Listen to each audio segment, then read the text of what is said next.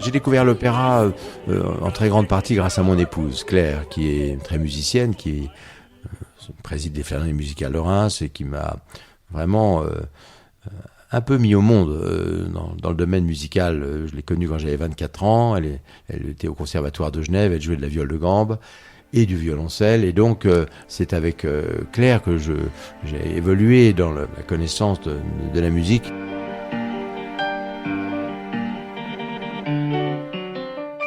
Bienvenue dans l'âme d'une maison, la maison Tétinger. Des bulles, des moments de poésie, des instants d'histoire, un esprit de famille. Vous préférez que je vous appelle comment? Pierre-Emmanuel, pas Monsieur Tétinger? Pierre-Emmanuel, si ça vous va.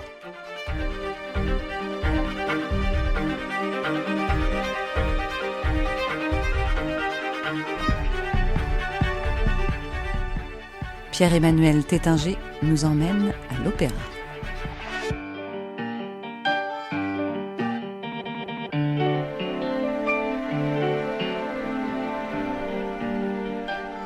C'est avec Claire que j'ai évolué dans la connaissance de la musique.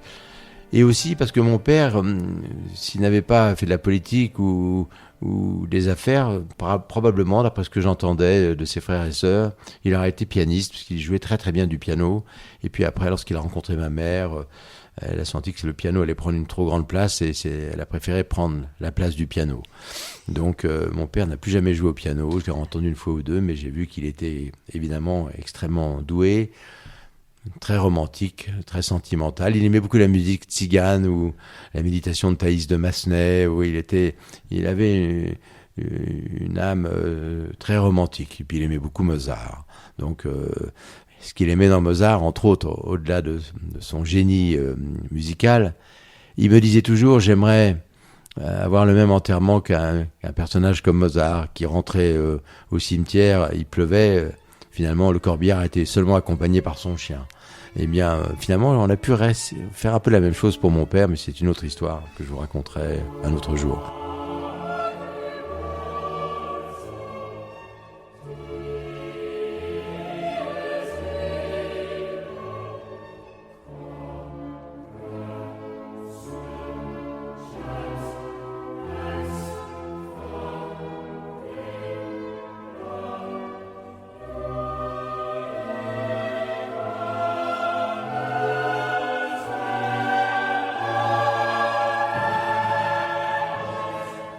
Le premier moment de magie que j'ai connu à l'opéra, c'était, on partait de Chamonix, il pleuvait, l'averse, on devait se rendre à la Scala de Milan pour écouter Nabucco.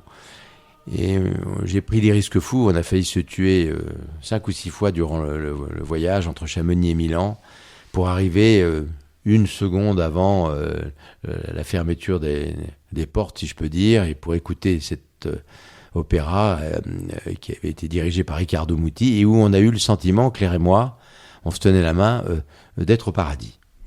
Je crois que c'est peut-être la seule fois même de ma vie où j'ai eu le sentiment d'être au paradis en avance.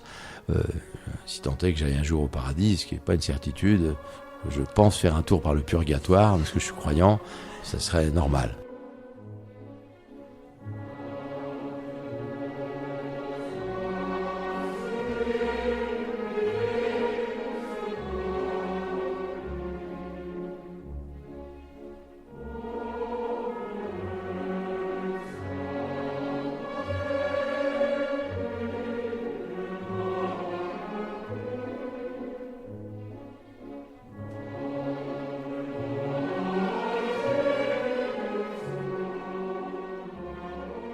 Est-ce que vous pouvez du coup nous dire un peu les opéras justement qui vous ont inspiré à ce point? Alors après, j'aime beaucoup les opéras de Verdi, mais j'aime beaucoup les opéras de Mozart.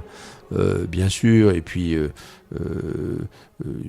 y a de très très belles choses. J'ai appris en écoutant souvent la programmation qui est faite à l'Opéra de Paris et dont Stéphane Lissner est le grand architecte, puisqu'il est il dirige l'Opéra de Paris, Garnier et Bastille.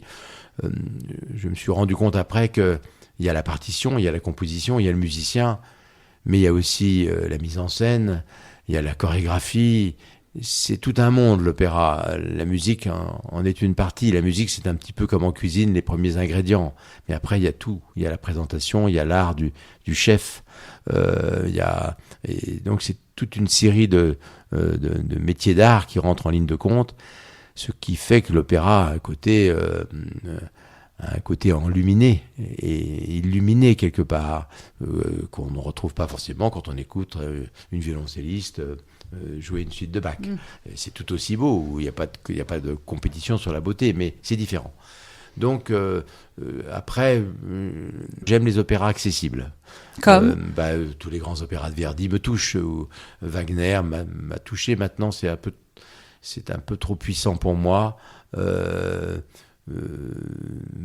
J'aime les opéras accessibles, en vous disant une fois de plus que je ne suis pas ce n'est pas ma passion première. Ce que j'aime dans l'opéra, en fait, pour tout vous dire, c'est d'écouter la musique et de m'envoler dans mes rêves.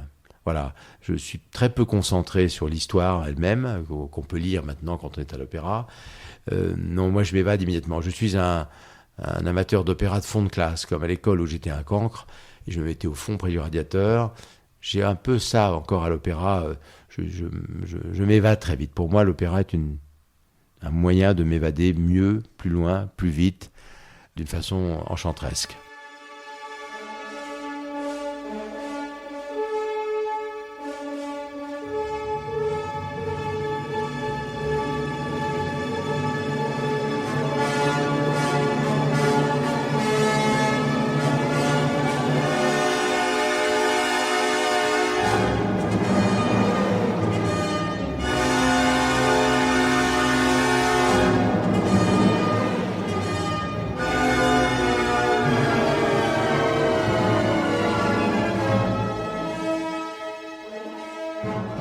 Est-ce que vous qui aimez les héros, il y en a dans l'opéra, que ce soit personnage comme personnalité, chanteur, danseur Non, je dirais que mon héros, c'est très simple. Si j'en avais un, parce que je trouve qu'il fait un travail inouï et que extraordinairement difficile. Il a dirigé pas mal de théâtre. Il appelle d'ailleurs ça un théâtre, un opéra. Ça serait Stéphane Lissner. Voilà, c'est un garçon qui a mon âge. Chaque fois que je l'ai vu, j'ai été impressionné par sa capacité de dominer son sujet, de faire une synthèse, de diriger des hommes et des femmes, de faire avancer deux immenses navires, de bien les gérer tout en ayant un sens artistique reconnu, pointu, et de faire de ces deux opéras aujourd'hui une institution qui rayonne dans le monde au tout premier plan, comme un très grand restaurant, 3 étoiles Michelin, mais lui il a fait avec l'Opéra de Paris un 5 étoiles d'opéra. Et donc oui, si j'avais un héros à mettre en avant aujourd'hui, ce serait peut-être lui, parce qu'il est au contact de tout, et c'est le grand chef d'orchestre. Et il n'y a pas d'entreprise de cette dimension qui ne doive pas tout d'abord à celle ou celui qui la dirige. Donc après tout, oui, en termes d'opéra, si je devais choisir un héros, ce serait Stéphane Lissner. Mais les grandes voix? Les grandes voix. Moi, j'ai une fille qui chante beaucoup, Clémence. Celle qui me fait le plus frémir, mais c'est une banalité que de le dire, c'est Maria Callas, parce que Maria Callas, elle a non seulement la voix, mais elle a l'histoire, la vie, les drames, tout ce qui a entouré sa vie, de légendes. Mais il y en a des tas d'autres qui sont formidables. Kathleen Ferrière, par exemple, j'aime beaucoup. Mais il n'y a pas de compétition pour moi entre les artistes, comme entre les peintres, comme entre les musiciens. Il n'y a pas de compétition entre Mozart et Van Gogh. Il n'y a pas de compétition entre Picasso et Francis Bacon. C'est pareil. Mais Callas, elle incarne par le sanglot de son âme et par la magnificence de sa voix, elle incarne toute la fragilité humaine et toute sa partie glorieuse et achevée et au firmament des choses. Donc voilà, c'est pour ça que c'est très simple pour moi de citer Maria Callas. Puis j'aime beaucoup son histoire, toute sa vie de légende, sa vie qui nous est connue, sa vie privée, sa vie musicale, tout. Quel oiseau merveilleux perché sur l'arbre d'un art immense qui est celui de l'opéra.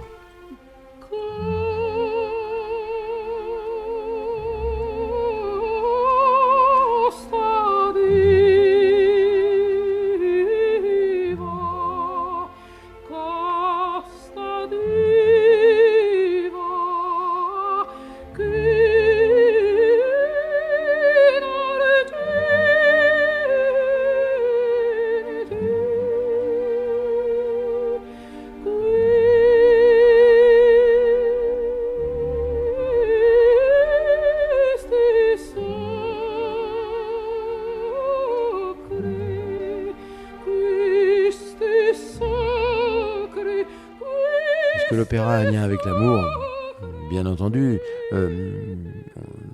Déjà parce que quand on va à l'opéra, on voit beaucoup d'amoureux, beaucoup de couples qui y vont. On sent que c'est une cérémonie, comme le champagne. Aller à l'opéra, c'est une cérémonie comme le champagne, donc on le sent quand on y va, que les couples soient habillés en blue jean et en Nike ou en joli costume. On sent cette cérémonie d'ailleurs. C'est aussi pour ça qu'on a voulu rapprocher notre maison de champagne avec ce monde de l'opéra, parce que le caractère cérémonial des deux âmes nous a paru évident. C'est de la musique dans le cœur, parce qu'on ne va pas à l'opéra tout seul. Il y en a qui vont à l'opéra tout seul, mais c'est quand même un peu comme le champagne, quelque chose dont on s'imprègne à 2, à 3, à 4, mais c'est une cérémonie. C'est un repas. Aller à l'opéra, c'est un repas. Alors, ce qu'il y a de merveilleux dans la musique, comme dans l'opéra, c'est que ce sont pour nous des moments où on n'a pas à parler, où on a à écouter, à entendre, à rêver. Et la musique et les notes de musique sont souvent tellement plus belles que les mots. Rares sont les mots qui égalent une très belle partition.